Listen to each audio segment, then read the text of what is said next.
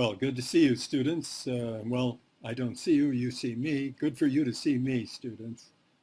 Um, so here we are, ready to march on, ready to carry on with our course, ready to talk more today about the whole question of how the options for the Russian Revolution changed radically when Adolf Hitler came to power, and how the Soviet Union had to look at the world.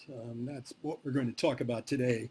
We're going to talk about the period between 1933 and 1936, when Hitler first came to power and when the Soviet Union had to figure out what its attitude was going to be toward Hitler, and how it was that the other powers the Soviet Union had to deal with. Remember, the Soviets are not the most powerful country in the world, far from it at this time, and then you certainly can't say the United States is the most powerful country in the world. It has to be, the leading powers in the world still have to be European at this point. It's England, it's France, it's Germany, to a lesser degree, Poland.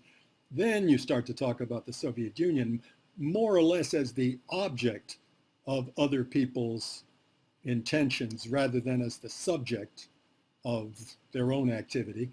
And the United States as the very, very powerful bystander who's going to enter into all of this, but nobody can be sure of that throughout the whole period that we'll be discussing.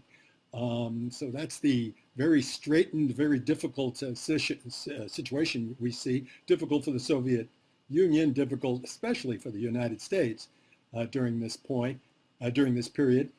And that's the period we want to talk about, try to get an indication how it was that the Soviet foreign policy vis-a-vis the Soviet Union was an important determinant in how the Russian Revolution was going to turn out, at least during the 30s. And most specifically, what I really want to try to develop an explanation for, I really want to try to make the argument that the purges that Stalin conducted at the end of the 30s had something to do with the international situation and with the rise of Hitler, how to contend with Hitler, what the others were doing vis-a-vis Hitler, and how the internal politics of the Soviet Union was affected by that. That is to say, which factions inside the Soviet leadership argued for which policies vis-a-vis the Nazi regime.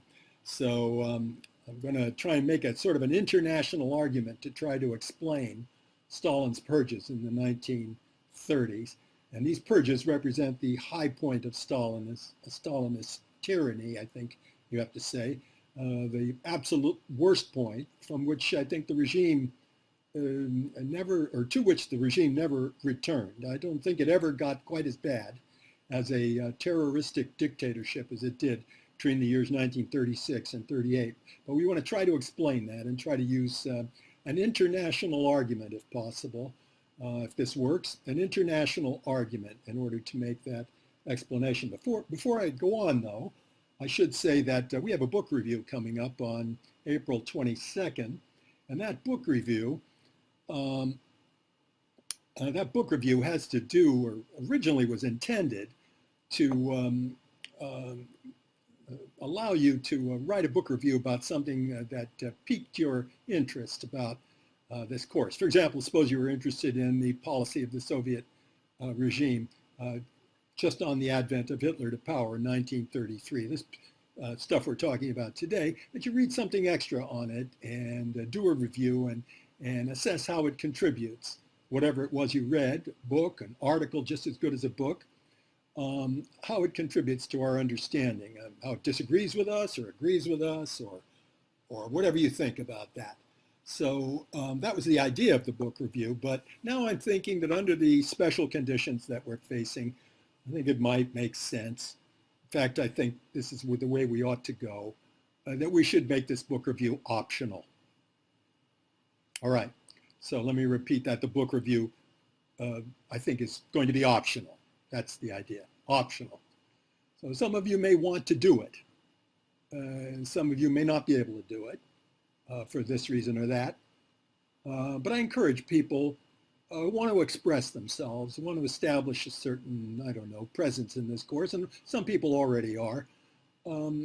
I encourage you to do this book review, not only for what it'll do for you, but for what it might add to the collective wisdom of the course. So let's see.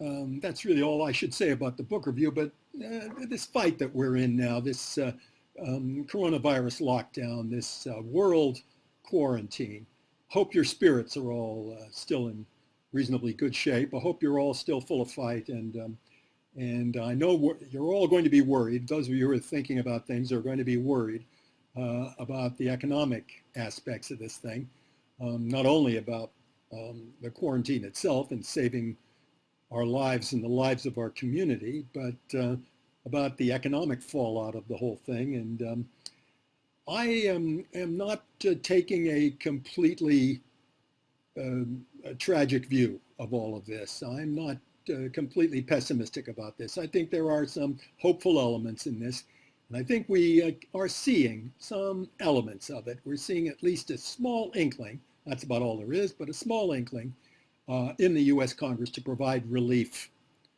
for some of us that are going to suffer economically from this thing. So that's a start.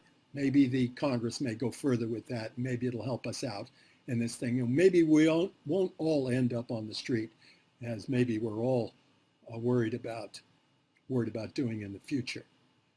So I would say don't lose heart, and pay attention to politics now, because it's in the realm of politics that the economic future of all of us is pretty much laid out. So that would be my message to you on that. And I'll talk more about it. If you are worried about it, if you have thoughts about it, please contribute to the forum. There's a forum about the situation we're going through right now, and I'd like to get your opinions about it. Okay, let's press on. Let's talk about the advent of Hitler to power, 1933, January 1933. He's a very menacing personality, at least as far as we can judge it today. But we shouldn't get the view that that's the way everybody thought about it the whole time. I don't think we can definitely say that everybody was frightened to death of Hitler when he came to power. Let's say everybody else in the world was frightened to death of Hitler when he came to power in 1933, or that everybody immediately knew there'd be a march to war in the next 6 years and that there would be a world war by 1939. I don't think that is the case, that everybody thought that. In fact, many people thought that the Hitler regime might turn out to be a purely German affair, or the view that maybe it wasn't a bad thing that Hitler was doing. This attitude, I think, appeared among a number of elites, and it shows up in the periodicals from the period, in the newspapers and in the journals in European countries, that there are a number of people who take what we might think of as an equivocal view of the rise of Hitler. We tend not to, looking back at it this way. Let's look at it from the standpoint of the great powers. Well, let's start with the greatest power, Britain, and ask ourselves, what's the attitude the British take toward this thing? What is the attitude the British leaders took in the 30s? Let me make an overall broad judgment, broad statement of the historian is permitted to do this, about British attitudes toward this whole thing through the whole period, not just in 1933, but through the whole period. Let me characterize them generally and see if these generalizations hold up in the subsequent things that we will be saying.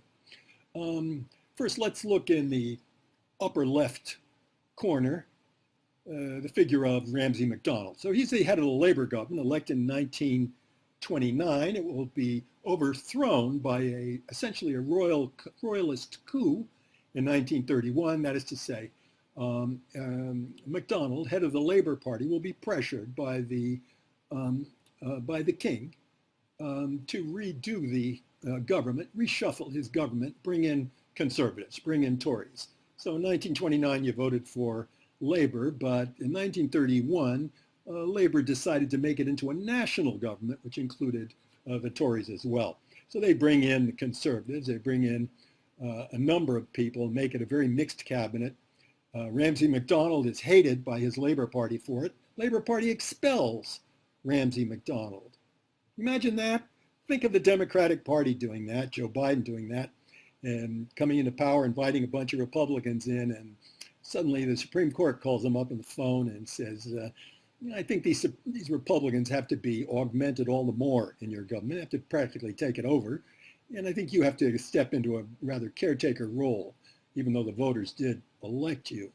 And the Democratic Party is up in arms and throws Biden out of the party, at which point that Biden would be in power without his own party really supporting him. In fact, his own party expressing extreme hostility toward him. Well, that's a position that Ramsay MacDonald was in between 1931 or so and 1935. So Ramsay MacDonald, this is not good for Ramsay MacDonald. On foreign policy, on the Nazis, Ramsay MacDonald has to be counted as an admirer of fascism.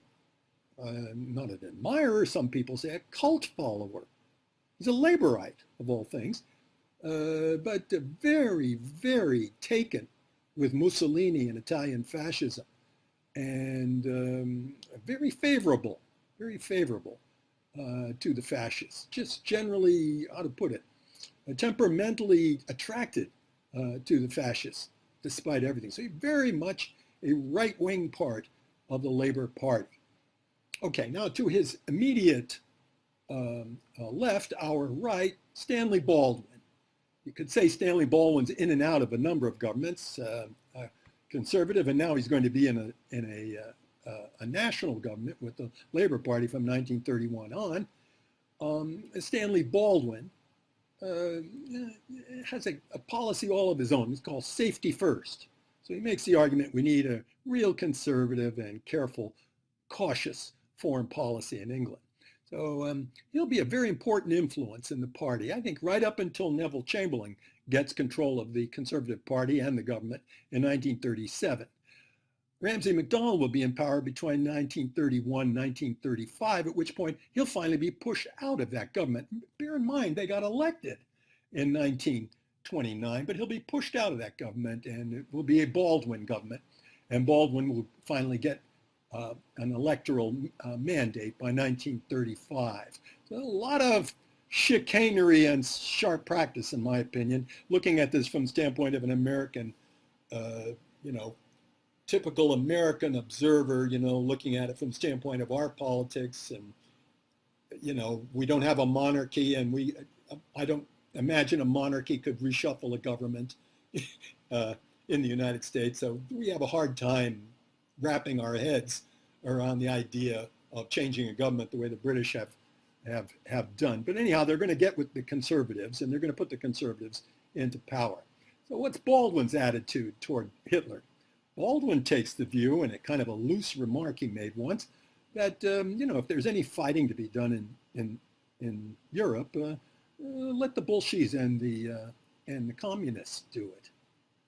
Meaning, I suppose, that if there's any fighting, it'll probably go to the east. That is to say, if the Nazis want to really change things in Europe, they'll probably advance toward the Soviet Union. They may make acquisitions which the Soviet Union may not like. If those two get to fighting, that's not the worst thing in the world for the Brits to stand by and watch this. It would seem like safety first. I mean, that would seem like the most intuitive thought on the part of a person who's responsible for the British Empire and British national interests in general, especially since if it involves war, it means if there's a war, we're going to try to stay out of it. So, I mean, that is quite intuitive, and perhaps it doesn't need a whole lot of explaining. Anyhow, I think we could characterize Baldwin's remark as being indicative, although many British historians say it's not indicative. It's just an offhand thought and doesn't really describe his policy. But I'm going to be arguing that it more or less does. Although he is not exactly playing a pro-German role through this period. Don't get this argument wrong. It's not possible to argue, I think, that he's pro-German during this period or that he's pro-fascist or anything like that. but only that he is looking at it in terms of the British Empire. The final analysis, that's what British statesmen presumably are responsible for during this period. And then we have Neville Chamberlain, who takes power in 1937 to continue with these generalizations. I've got to get on with the meat of the lecture pretty soon, but we're taking a minute to describe these generalizations, which may help us to understand things as we progress. Neville Chamberlain, he comes into power in 1937. He has a really straightforward argument that we haven't been eager enough to please Nazi Germany, especially as regards Nazi Germany's interests in Eastern Europe. And it's perfectly consonant for us to have an active policy of supervision and management of German expansion at the expense of Poland, Czechoslovakia, and Austria. That will be more or less the argument that Chamberlain will be making. We're going to get to Chamberlain. We're going to talk a little bit more about his specific ideas about this and what the Russians think about this. And by the way, bear in mind the Russians are watching these things about as carefully as you can watch them, and they know about as much about it as we do today. They're very, very astute analysts, unfriendly analysts of the views of all of these people. So those are the views as I'm describing them. I think you could probably guess that Stalin and Molotov and a number of others in the Russian leadership are probably looking at this thing pretty much the same way. And I would dare say Franklin Roosevelt in the United States looking at it pretty much the same way as we're describing it. So we have MacDonald, a kind of a confused character who's a kind of pro-fascist, but not sure what to think about all that. Baldwin, who's very, very cautious, and in fact, he goes along with some policies that are kind of interesting for us, which we'll get into, French policies toward hemming in Hitler that are kind of interesting. And maybe the Soviets at one point must have seen possibilities in Baldwin. Chamberlain, no. Chamberlain's line is you got to give ground in the East. And there's a corollary that goes with that. If you give ground in the East to the Germans, they're probably headed against the Soviet Union, and that wouldn't be the worst thing in the world. All right. Not describing any of these people as Count Dracula, of course. Not making it out that any of them are especially evil, or in Chamberlain's case, it's often said cowardly and wimpy. No, I'm not making that argument at all. Looking at this thing in terms of the foreign policy of the British Empire, which these people are all responsible for. And then we have Winston Churchill. We're normally taught to suggest that Winston Churchill put up a terrific fight during this period. He's against Hitler.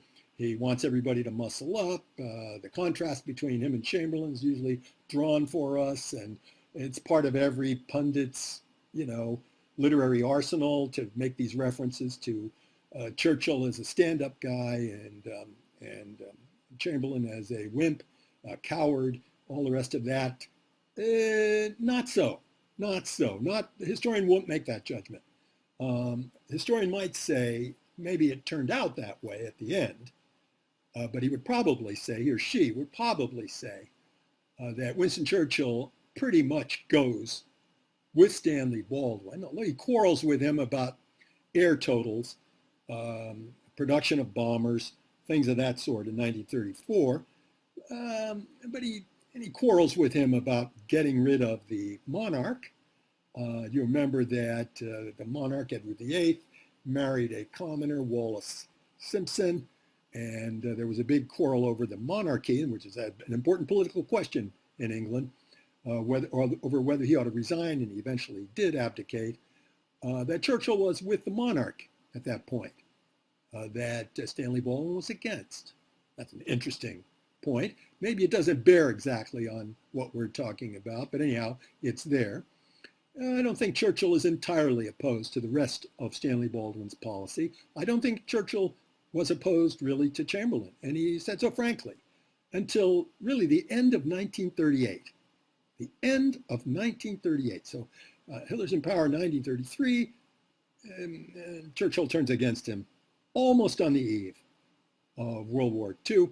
And as a matter of fact, in Churchill's background, you know he's probably as enthusiastic for Mussolini's fascism as MacDonald was.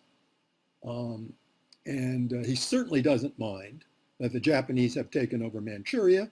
He asks everyone to consider the Japanese position as much as possible and consider it with sympathy, the Japanese position. The British, and I'm not saying Churchill is exceptional here, the British have to look upon Japan as a rival imperialist power in the Far East with whom they can come to terms. And they can't be opposed as anti-imperialists to Japanese imperialism in the Far East. That's a difference between the attitude of the British and the attitude of the United States. And then, of course, next to all these British statesmen, there's Franklin Roosevelt, who's going to be in power between 1933 and the end of World War II in 1945. So Churchill is not the first, how to put it, anti-Nazi. I don't want to say anti-fascist. Let's just say anti-Nazi. He's not the first anti-Nazi.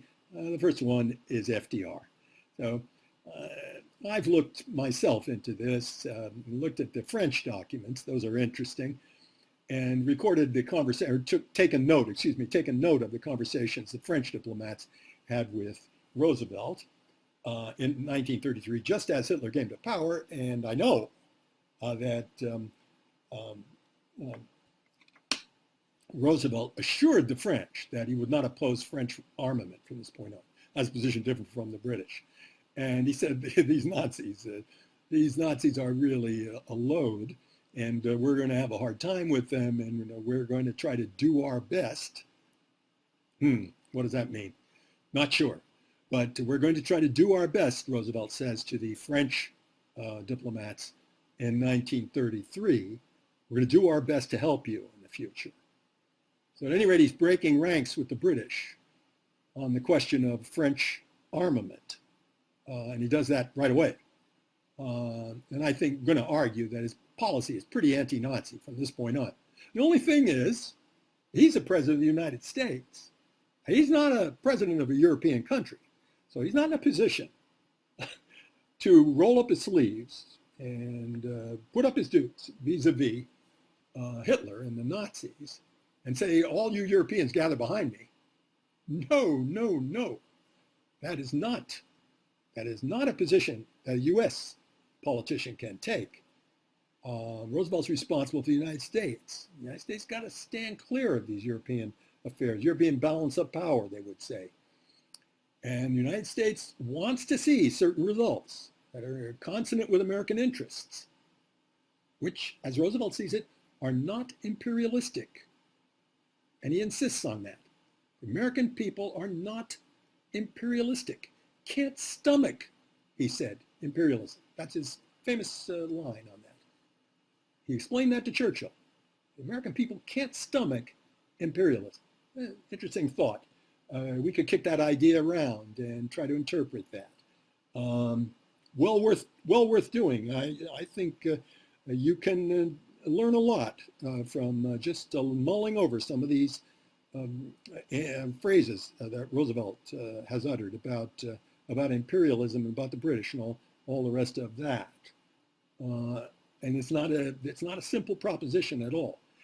I would characterize it as let's you guys fight. Basically, I'm not criticizing it either. I would say the attitude of the United States is Hitler ought to be stopped. You fellows ought to stop him. We would like to see that. We encourage that. Maybe we can help in various ways. And it's going to get stronger and stronger as we get closer to the end of the 30s. He's going to be offering a great deal of help. In fact, he's going to be making threats against them if they don't stand up to Hitler. But at no point is he saying he's going to join them. A very subtle point that often gets missed in the discussion of this period, certainly among journalists and pundits, who often make reference to this period and may not understand it as much as they might, much as maybe as a historian might. Okay, so let's press on with this and consider the unique problems of this period. And almost the first one that comes up is that a number of people came to terms with Hitler right away. So later on, they're going to be said, look at those rotten Soviets and that devil Stalin. Well, so far I go along with that devil Stalin part. But there are a lot of people are going to be saying, well, look at them, they made a deal with the Germans in 1939 and unleashed World War II. Okay, all right, that's a very sharp charge to be made against Stalin. But I'm sure if Stalin could answer back, he'd say something like, well, we were the last people to try to make a deal with the Nazis, and plenty of others made deals with. Well, the Vatican made a deal with them right off the bat, just on the accession of Hitler to power, to see if they could get a better deal for German Catholics living under Hitler. So they signed a concordat, and psychologically it was important, because if there had been some kind of a big opposition to Hitler, this would have been breaking with the opposition. Of course, there was no opposition to Hitler, and so this in a way is saying we can all get along with Hitler or all sympathize with him. Or at about the time that the papacy was making this deal with Hitler, Hitler was putting concentration camps up, and he was inviting socialist communists and various others, Democrats, anti-Nazi liberals, etc., inviting those people into the concentration camps, wrecking democracy, bringing about what he called the German Revolution when the papacy recognized him. Not to blame the papacy for that, but just to say that it has a psychological impact of offering a kind of imprimatur, I think the papacy would have suggested that. A imprimatur means a seal of approval on the, or at any rate, not hostile opposition to the Nazis. Well, right after them come the Poles in January 1934. So Piłsudski's Poland, they made a pact with Hitler. And that pact is going to be sitting there until the Germans start making threats against Poland in 1939. And Piłsudski, when he made this pact, had the idea the Germans were elevating Poland to the ranks of the great powers. And they loved that idea. They would love that idea today, to be considered a real player in Europe. Not to say, oh, those pesky Poles or those nasty Poles. Don't mean it that way. Just mean to suggest that nationalist ideas, this is always our big point around in this class, conceptions of national interest always weigh on the thoughts of these people who make big decisions. And we have to look at them in their particular national framework, try to get in their heads and figure out how they see their necessities, their desires, or something like that. So the map here shows not Polish necessities, but Polish desires. So strictly speaking, there's a certain ambition, and Piłsudski definitely feeds this ambition and argues for it, that the Poles really ought to run the whole area between the Baltic and the Black Seas, the intermarium, area between the seas, Poland from sea to sea, they like to think of it. That is to say, they ought to have the predominant influence over Ukraine, and who knows, once you're talking about Ukraine, I guess you could probably say Romania. Once you say Romania, I guess you could probably say maybe in this map it has Slovakia, and of course maybe all the Baltic states pretty much ought to be pals, at any rate more friendly with Poland than they are toward Russia. And that this ought to be a Polish sphere of influence, as one Polish historian is going to put it, a Monroeski doctrine. Monroeski doctrine. I think that's cute. That's the way everybody talks about a sphere of influence. They say a Monroe doctrine. So I think you have to say this is an idea in the minds of the Poles. Let's not blame every Pole for this. And who knows, maybe some good could have come out of something like this, but it certainly does upset things. And that's important for us. Let's look at it as Americans, just as a kind of thought experiment here. Try to look at all these questions, but see how they affect the United States exactly. All right, you want to look at it even more broadly, say, how do they affect the United States and wholesome opinion in the world, progressive opinion in the world? Ooh, that's a really big thought experiment there. At any rate, we can do the lesser one. How does it affect the United States? Do we want to see Poland do this? That's an interesting question. I'll give my answer. I won't duck this question, but let's not close it off right now. Let's not dictate an answer right now. Let's pose that as a question and weigh it as we go on, as we investigate some of these events. By the way, a student of mine, one of my lovely students, great student, good guy, Marek Hodakiewicz, let me say his name right, Marek Hodakiewicz. He's about the most articulate spokesman for the idea of the intermarium today. So he's very enthusiastic about Poland and Poland's opportunities in the world. And of course that means Russia's lack of opportunities, or, you know, whenever you say Poland ought to have something, you're usually saying Russia ought not to have it. Not to say that those two are exactly antibodies, but they're pretty close. In the views of extreme nationalists, naturally, there are sensible people everywhere in the world who say, let's not get tied up with all these nationalist ideas. Let's look at it in a broader framework. Naturally, we in the United States want to encourage this and don't want to see nations biting at each other, feeling they've got to wipe each other out, etc. But let's recognize that there are some people who do think that way. And this intermarium idea really does pit Poland sharply against Russia. So that's something that the Russians have to think about as soon as they see that there's a pact between the Nazis and the Poles in January 1934. We'll talk more about that as we press on.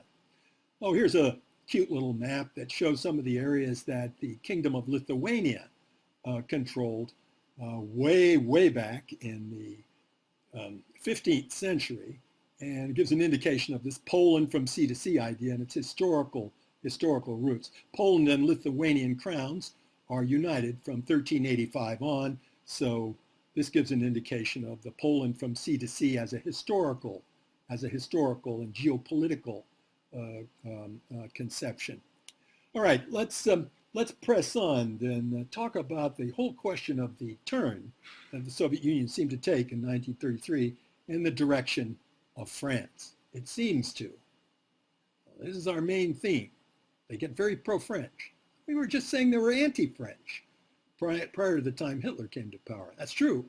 So this is a reflection of their assessment of what it means that Hitler has actually come to power. In a way, it means Trotsky and those other people who said Hitler was, not just a passing phenomenon, they turned out to be right, that Hitler's a real problem. So our story begins on this in France, and it begins with a big rebellion, Depression-era rebellion, we have to call it, the Stabisky riots, February 6, 1934. Famous date to French history students, not to ours, not to the British, but the French remember February 6, 1934. Serge Stabisky was a small-time operator in Bayonne. He was not exactly an interesting character, just a swindler and a crook. He was had some government deals with a left-wing government, a kind of composite government, a little bit like the nationalist government, except it's entirely different on the continent. So it was a way of challenging the left-wing government that Stabisky had got involved in this corruption deal. Let's see, there's also the fact that he's Jewish. So the right-wing parties in France, fascist parties, you have to say, pro-fascist, in that category, and there are quite a few of them, the leagues, they call them, hundreds of thousands of members of these organizations. they seized on this scandal with Stavisky, the Jew, and this left-wing government to try to see if they could bring the government down. And they did manage to do it. And in the course of it, they staged vast riots. And the apex of the thing was February 6, 1934. So this picture shows some of the street fighting going on. So those people who are throwing rocks are not left-wingers or representatives of the labor movement. They're fascists. This was a big call, big turnout for the fascist movement, which came out in hundreds of thousands and dominated the Parisian streets that day. In fact, some British journalists said that if they had been able to cross a bridge across the Seine to the Quai d'Orsay, that is to say the government buildings where the foreign ministry and the main government buildings are in Paris, they could have made a coup d'etat and actually taken over the government. I don't know about that, but it's simply to argue that this was a major crisis, this street fighting in Paris, and it's the fascist threat coming up very, very sharply, which presents itself to the left in France as the threat that what happened in Germany last year, 1933, is going to happen in France this year, 1934. So the French papers are very shocked about the whole thing. Fascist coup, a coup by fascist forces has broken out. That's not an exaggeration. And there was a day of civil war, says Le Matin, slightly left-leaning, pro-socialist, I think you have to say, but not exactly socialist, but pro-socialist party paper. A day of civil war in the Parisian streets, and blood being shed over the march of fascism. So what happened as a result of that was that all the left-wing forces congealed in France. They came together, and 6 days later they staged a general strike against the fascist forces in France. And this is a powerful statement. Now, bear in mind, taking the German analogy again, line of the Comintern is still that the communists and the other members of the left have nothing in common, ought not to cooperate, etc. We were considering that idea when we talked about the rise of Hitler. So here's a break with that idea on the part of the French communists. And we're pretty sure that this was not ordered by Moscow, that this is a real break by French leftists against the Comintern line of indifference toward the rest of the left, or really hostility to the rest of the left, and toward the line of combining with the left anybody who wants to attack fascism. And some people think this is the beginning of a vast perspective, which eventually is going to elect a government in 1936, a Popular Front government. It's going to be with a Jewish premier by the name of Leon Blum. So the Popular Front idea, the idea of a mass development of the whole spectrum of politics, not just the left, eventually, the whole spectrum of politics against the fascists. That's pretty much what World War II was, right? Okay, so that idea emerges very sharply and spontaneously, you could practically say, on February 12th, 6 days after the Stavisky riots on February 6th. So in the Kremlin, there's a great excitement about this. Here's Bukharin, a picture of his from 1931. He took a trip to Europe to conduct some kind of business for the government. Bukharin starts to argue, and Karl Radek along with him, they start to argue that, there's this great rally in Europe against fascism, against the bestial philosophy of fascism, they say, as I indicate on your outline. The struggle against the bestial, well, you could say that's what World War II was, wasn't it? You could say maybe Bukharin was seeing his way toward this great struggle that the world was going to have, and that's breaking out in a form that Bukharin probably would have approved of had he not been shot in 1938. But at any rate, that's a lot of excitement in the Kremlin, Bukharin and Radek. And then there's further excitement at the development of a new government that takes shape. Before I mention this government, I should double back and talk about Roosevelt and his attitude toward the fascists. And one of the first things he did pursuing this anti-fascism was to recognize the Soviet Union in November 1933. Now, a lot of people make the argument, oh, there was business interests, blah, blah, blah. And they talk about all the advantages that could be got from, trading with a big country, et cetera, et cetera. But that, I think, is not the heart of the heart of the matter is that the United States hates Bolshevism like sin and is sort of set on this track. Roosevelt's breaking with it. What does that mean? Roosevelt's pro-Bolshevik? Hardly. Roosevelt's soft on the communists? Hardly. What does it mean exactly? I think it means if there's going to be a balance of power in the Far East, and if Japan's a problem in the Far East, that maybe the Soviet Union is part of the solution more than it is part of the problem. I think the British would have said Soviet Union is the problem, the Japanese are part of the solution. I think Roosevelt would have put it exactly the reverse. All that is indicated in November 1933. All right, let's go back to France and consider one of these results of the Stavisky riots.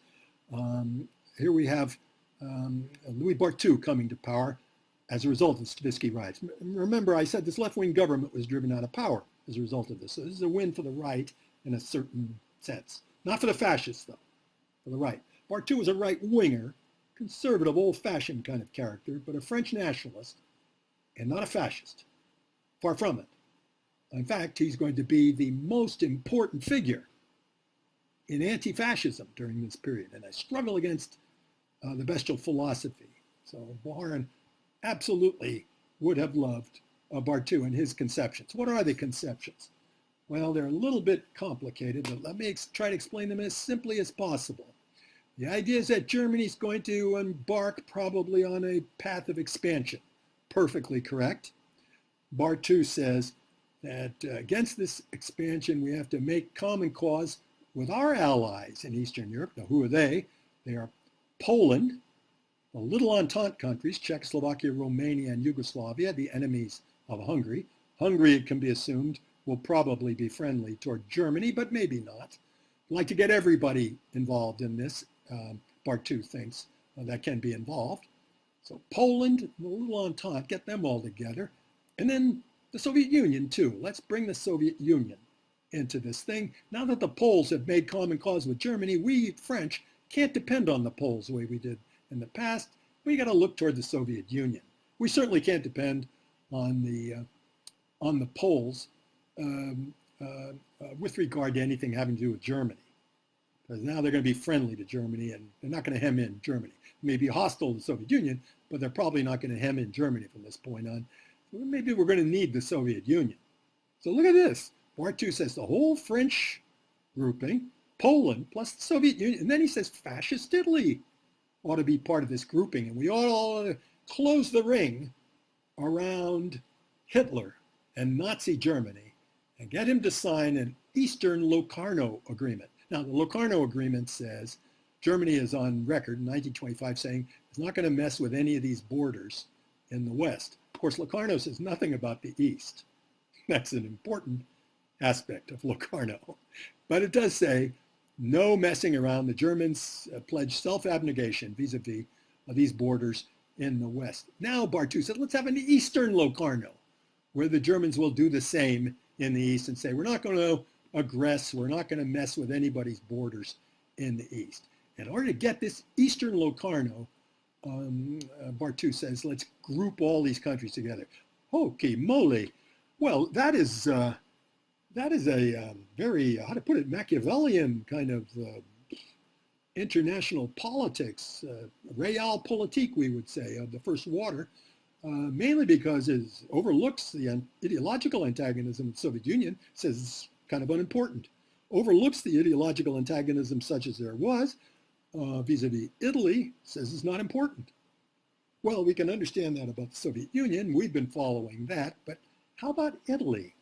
Why is he saying that about Italy? Well, an incident happened in 1934 that helps to explain this. Engelbert Dollfuss was head of the government in Austria, very much a disciple of Mussolini, a fascist of the Mussolinian type, and they existed. Not all of them friendly to Hitler. Mussolini-style fascists. There's a whole literature about this, but perhaps we can't bother with it right now. And here they are in a meeting with the Hungarian, who the Mussolini wants to be friendly with Hungary. He's a revisionist. And this man Gumbush is going to be the leading fascist in Hungary and probably going to have the most influence on Hungarian policy from this point on. He'd be very pro-Nazi. Nevertheless, it's a Mussolini bloc rather than a Nazi bloc. Well, the Nazis in Austria tried to make a coup d'etat to take over the country in 1934. They murdered Dollfuss. Wow, murdered Dollfuss. It looked like the Nazis were going to march troops into Austria. But who stood up for Austria against Hitler at this point? Mussolini. Imagine that. Italy mobilizing to defend Austria against Germany. Italian troops marching, says the Evening Standard, British paper. New York Times more or less sums it up for us. The Austrian Nazis killed Dollfuss. They failed to take over the Austrian government. The Italian army, navy, air force were ready to act. 4 divisions sent up to the Brenner Pass to oppose Hitler. So that's Mussolini standing up against Hitler. By the way, nobody else during this whole period stood up against Hitler except Mussolini. So that's an interesting thing. It's an interesting thing. And it bears on the Soviet assessment of all of this stuff going on. And then when Mussolini saved Austria from Hitler, the British and the French joined in. And they started to say they had common cause. It's a grouping of Britain, France, and Italy. It's interesting. Britain, France, and Italy. It shows a couple of things. First, that Mussolini still thinks he's better than Hitler. Still thinks and definitely, you have to say this, he thinks Hitler's his disciple and he's much more important. Mussolini is much more important. I definitely can't argue with that. During this early period, that'll change, but in this early period. And here's Lowe's view of the thing for the British, the Stresa Front. So these are the people who are sticking up for Austria against Hitler. The Stresa Front, 3 wise men of Stresa. Lowe's making fun of this pact. Lowe doesn't think too much of it. Let's consider the symbolism in this pact for just, in this cartoon for just a second. There they are, 3 men in a tub. They're out in the deep waters, and there are submarine periscopes looking them over. Nazi ones, you can see from the symbol in the bottom of the thing. These are German submarines.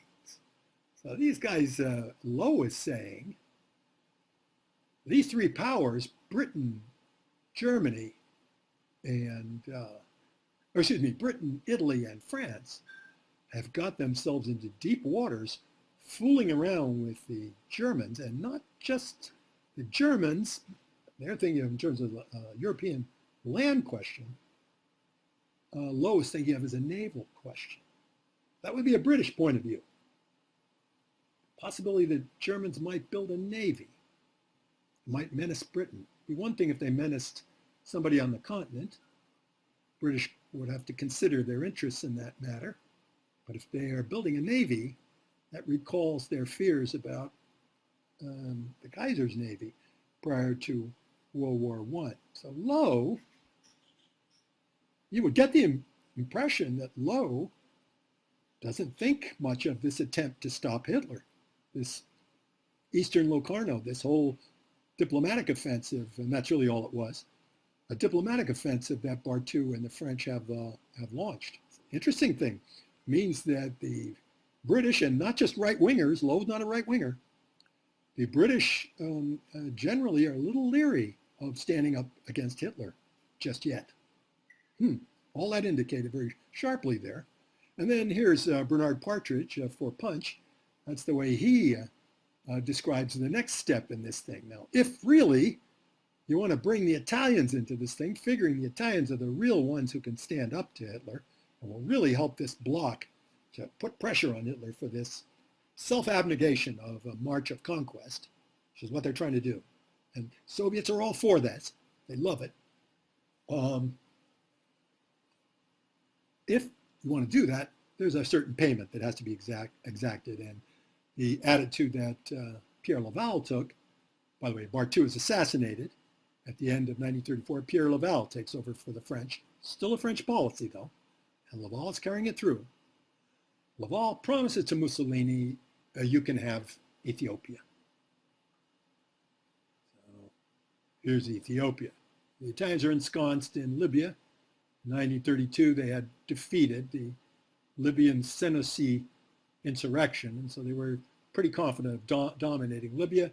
And the idea maybe the next step would be to expand their holdings in the Horn of Africa. They were important in the Horn of Africa in the 1890s. Were driven out by nationalist rising by the Abyssinians. That was helped at that time by French weapons. So the Italians probably remember that and would love to establish themselves in Ethiopia, eventually going to establish themselves in Ethiopia at this time. And that's a kind of a payment. And what it says is the French are saying, we greenlight the Italian attack on Ethiopia in return for Mussolini's opposition to Hitler, so that we can put a ring around him and make him back down about his whole program of marching to the east and really marching anywhere. We're going to try and get him to sign a peace treaty of some sort. So that's the whole conception we're talking about here. To that end, Laval and Bartu's gone now, but here's Laval, feel they need the Soviet Union. So Laval and Stalin sit down. Going to bring Stalin into this pact. It's only a diplomatic pact, but to be sure, with the Soviet Union in it, it looks a lot stronger. Well, of course, to the French right, they're absolutely anathema. This pact is absolute a horror. And Laval is kissing Stalin's boot, so really hostility toward this thing on the part of the French right. On the part of the British, here's Partridge. And Partridge is of two minds on this cartoon in Punch. He sees the Franco-Russian alliance as tying Hitler up and doing a good job. You would think they're doing a pretty good job. That's the way I would interpret this cartoon. They're doing a pretty good job. Now, how about this cartoon, though? Same guy, Partridge. So here's the Franco-Soviet pact, and it looks pretty jolly. Hitler's not in the picture. Well, we assume Hitler's in the picture. But there's the Brit over on the right side, and he has a look on his face, is not particularly happy about a Franco-Soviet alliance against Hitler. He's not happy with that. And he's got a document in his hand called Locarno. Locarno is the four-power pact of 1925, England, France, Germany, Italy. So he thinks maybe Locarno goes by the board in this new alignment against Hitler. Locarno includes the Germans. Britain, according to Partridge, is regretting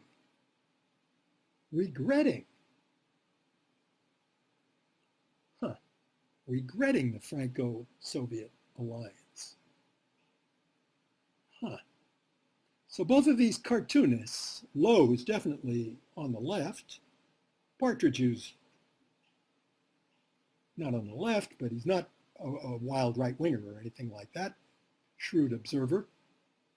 Both of them have doubts about this whole business of fooling around, tying up with the Soviet Union, tying up with Mussolini in this pact against, and then doing anything sharp against Hitler. They don't like the idea. And there's the proof of the whole thing.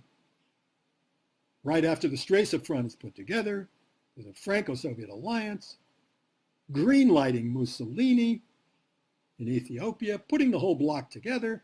The British say, hey, we're out of the bloc. That's the Anglo-German naval agreement, which they made right while all of this thing was being cooked.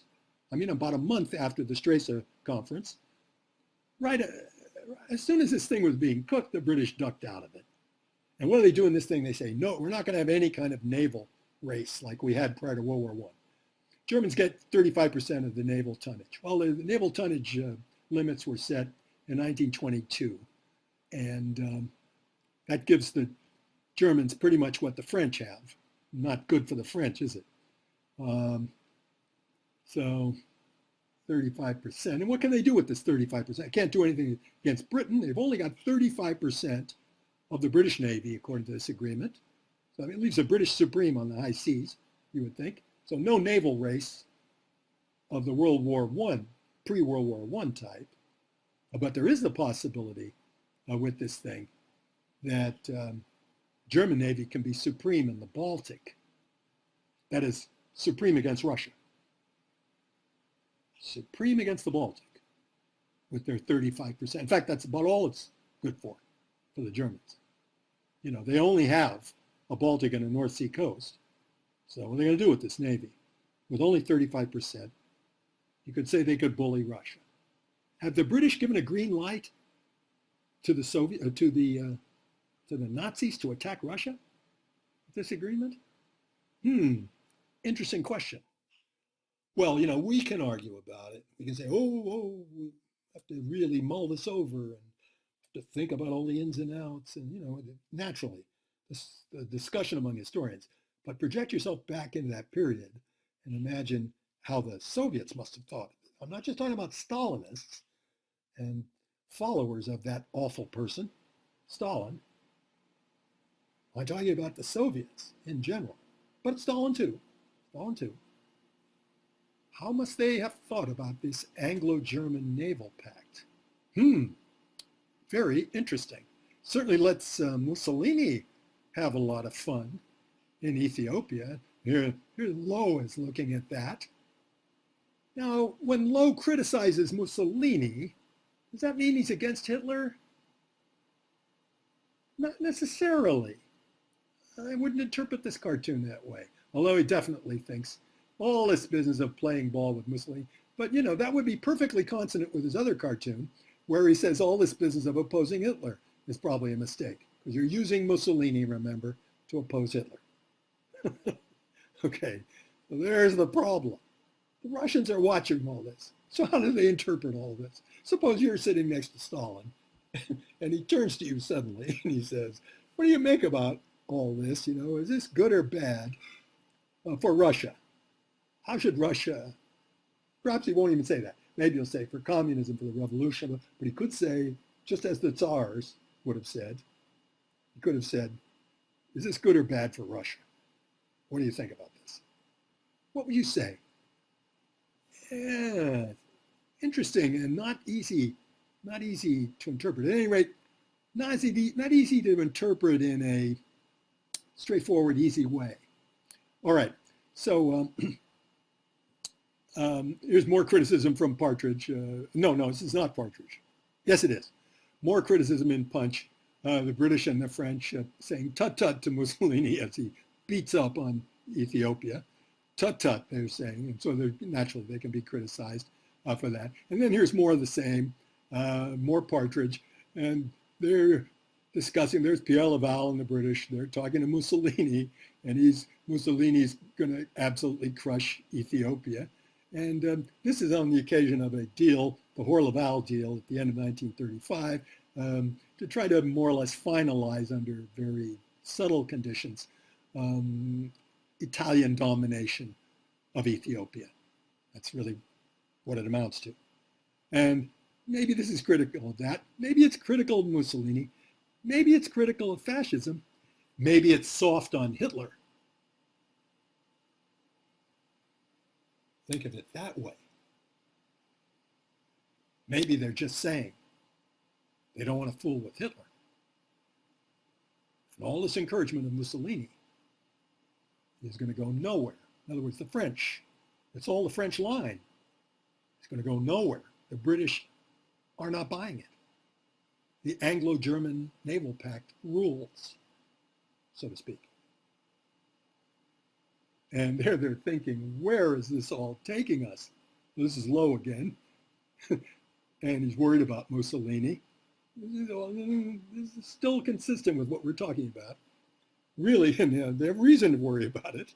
Mussolini could drag them off the end of a cliff. This has to do with the possibility of a naval demonstration, completely phony in my opinion. Naval demonstration the British put on in 1935 on the occasion of the British elections, which had to finally legitimize Stanley Baldwin. He wants to do it on foreign policy. Wants to say, the British have been astute. Maybe they're losing, but they've been astute on foreign policy. Have they been astute? I don't think so. British put up a naval demonstration for the election in 35, but they let a lot of oil go through. And without oil, the Italians couldn't have beat up on Ethiopia, but the British let them do that. So the naval, you can't help thinking that the naval, and this is up for debate, you can't help thinking the naval demonstration the British made, it was not on the level and was only for election purposes. At any rate, they were having an election. And Stanley Baldwin was running as the man who gives us safety first, peace and security, first and foremost, in a difficult world, peace and security. And this Anglo-German naval pact, that's a big argument for the notion of peace and security. Call him an appeaser? Maybe, I don't know. We're going to get something much different from his view when we get Chamberlain, and he calls it, frankly, appeasement. Whereas appeasement is just a general word up to this time, which means try and make the situation in Europe better and avoid a big war. That's all it really means up to this time. With Chamberlain, it gets a new lease on life and a whole ideology, which we'll talk about next time. But with Baldwin, there you are, and he gets a big victory in that election. Well, Hitler, watching all this, in effect says, look at the French and the British. Look what they let Mussolini get away with.